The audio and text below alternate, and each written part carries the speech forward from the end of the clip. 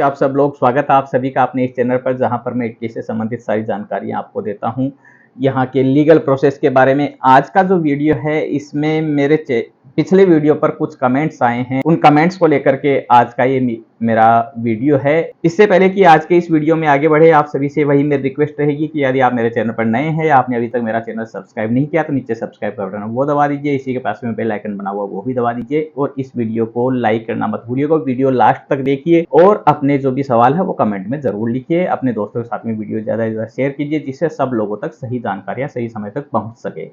अब दोस्तों कल का जो मेरा वीडियो था उसमें एक दो जो हमारे सब्सक्राइबर हैं उनका कमेंट आया है, वो आपको मैं स्क्रीन पर भी दिखा रहा हूँ।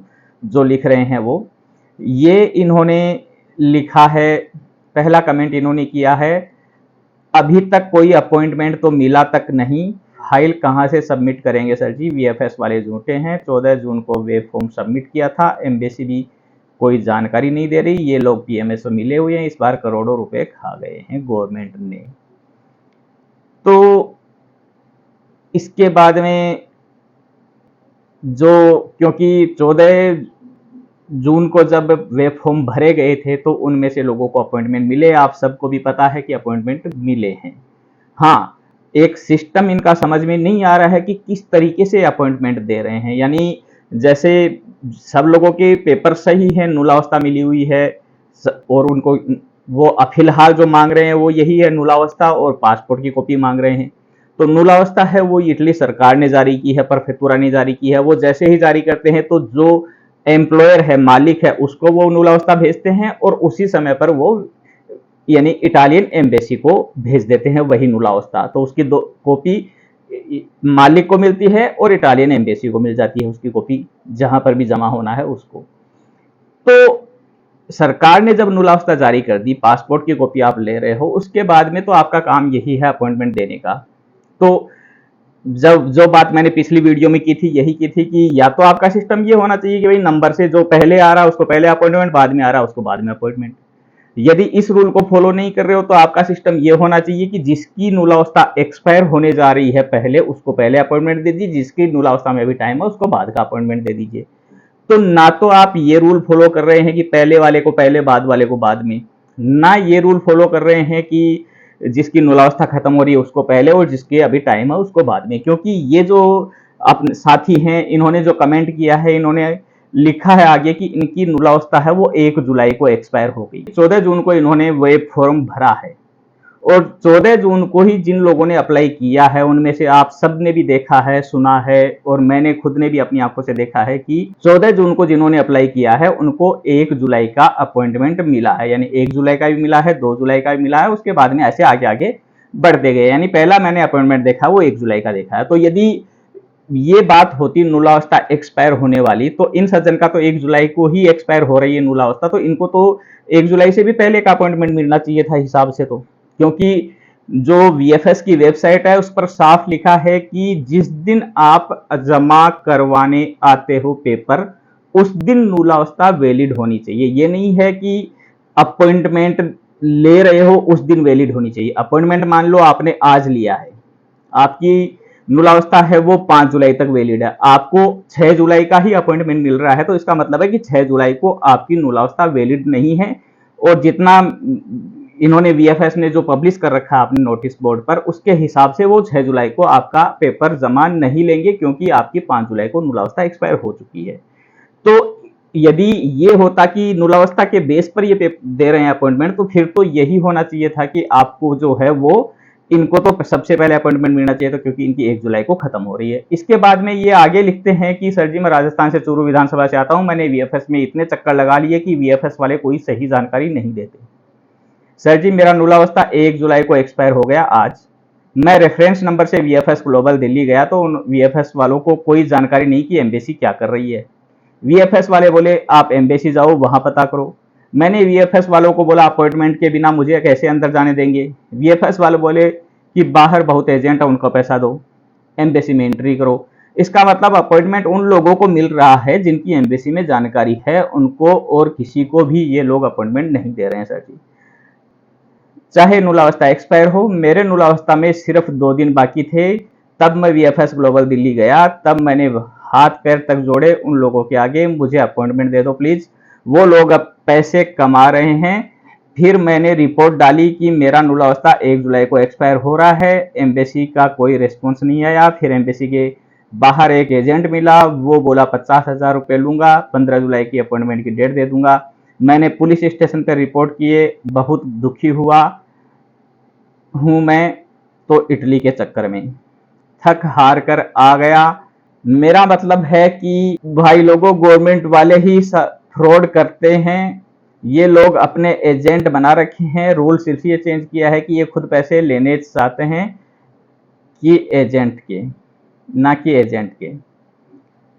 फिर और लिखा है कमेंट इन्होंने, मेरा वेब फॉर्म तो सबमिट है पर नुला अवस्था आज एक्सपायर हो गया 1 जुलाई को, मुझे अपॉइंटमेंट की कोई डेट नहीं मिली, ना वीएफएस वालों ने मुझे कोई ऐसी जानकारी दी।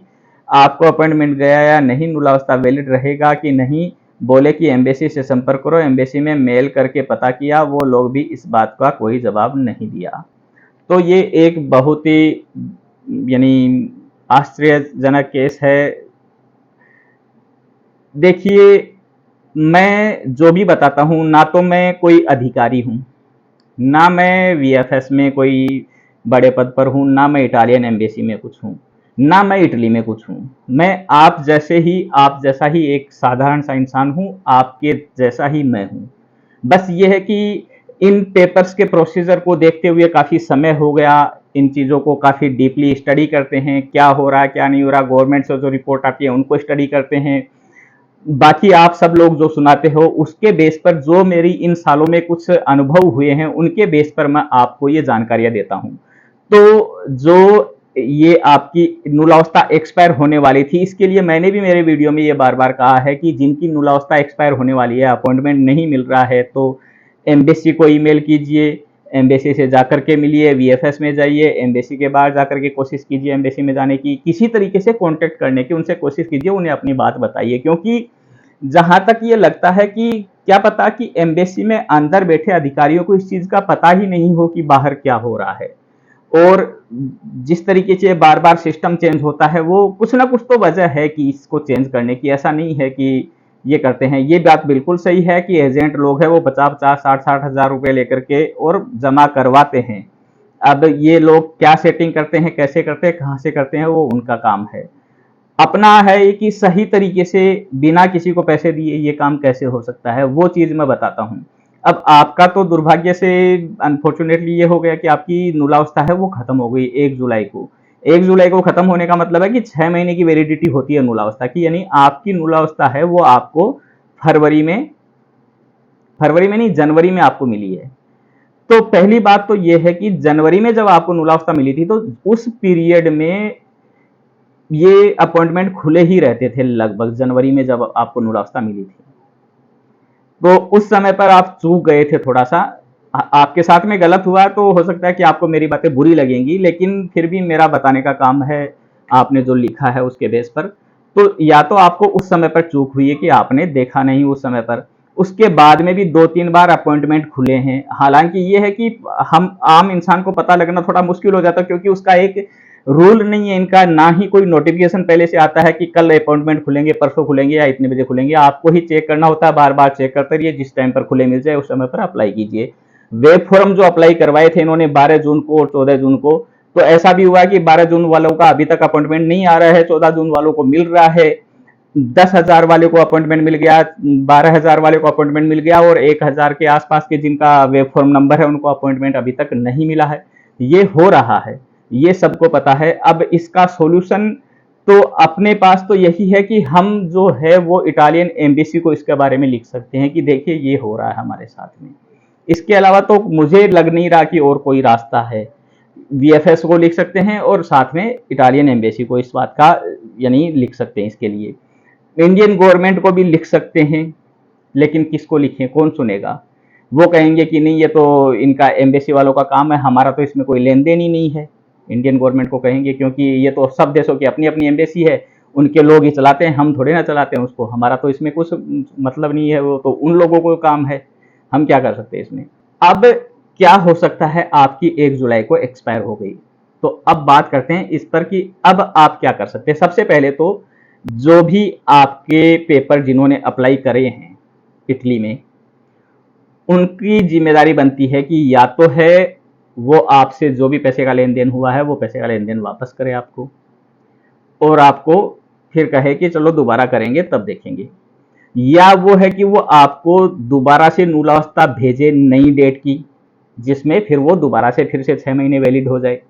लेकिन यदि ये सीजन वाले पेपर हैं तो शायद जितनी मेरी जानकारी है कि इसकी डेट नहीं बढ़ती है दोबारा से। सीजन वाले नहीं होते हैं तो फिर भी डेट बढ़ जाती है।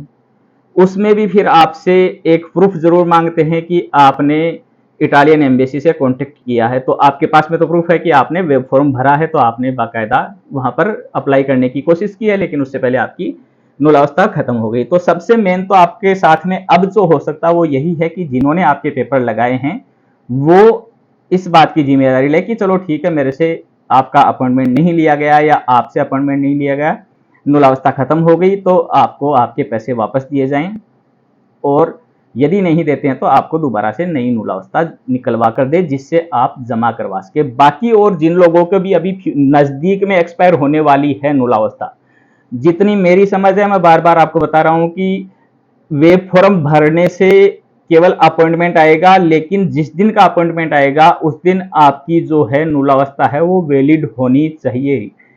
वैलिड का क्या है कि जो डेट उसके ऊपर लिखी हुई है नूलावस्था पर, आपको नूलावस्था का जो फॉर्मेट है उसमें साफ है, ऊपर डिटेल है नेम एड्रेस वगैरह की, उसके बाद में एक प्रोटोकॉल नंबर है, प्रोटोकॉल के नीचे ही डेट कि किस डेट को आपकी नूलावस्था जारी हुई है, उस डेट से 6 महीने तक वो वैलिड होती है, यानी नूलावस्था की वैलिडिटी 6 महीने की है। यदि आपकी वैलिडिटी जिस दिन अपॉइंटमेंट है उसके बाद तक की है, यानी जैसे आपका 10 जुलाई का अपॉइंटमेंट है तो आपकी मिनिमम है वो 11-12 जुलाई की वैलिडिटी होनी चाहिए। यदि वो 9 जुलाई तक है तो आपका, जितनी मेरी समझ कहती है, वो जमा नहीं लेंगे उस समय पर, वहां पर आप चले भी जाओगे तो आपका अपॉइंटमेंट होगा फिर भी वो जमा नहीं लेंगे, क्योंकि उनका साफ कहना है कि वैलिड होनी चाहिए जिस दिन आपके पेपर जमा हो रहे हैं। वो कहेंगे कि आप लेकर आए हो लेकिन ये तो एक्सपायर हो चुकी है।